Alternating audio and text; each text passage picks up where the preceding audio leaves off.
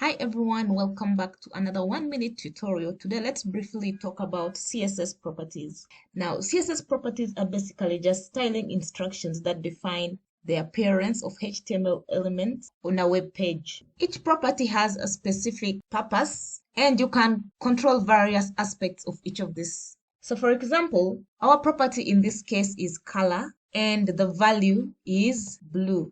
And the CSS selector here is H1. That means that every H1 we have in our HTML file, the color of it is going to be blue. And then we have another property called font size, and then we give it a value of 25 pixels.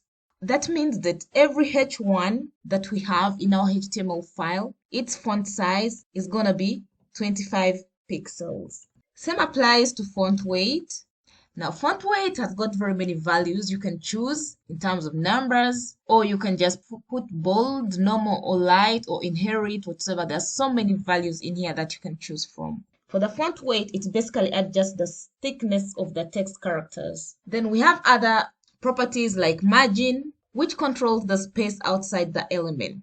We also have padding that defines space inside an element.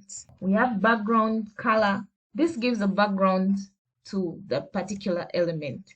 So basically this is just the basics of CSS properties, and there are so many other CSS properties like width, height, display, text align, border, and they all come with so many different values that you can really explore. So this is just a simple basic. While building projects, you'll encounter a lot of these. So when you're writing CSS, it is property followed by the value, property followed by the value. So basically that's how we write CSS. Thank you for watching. See you in the next one.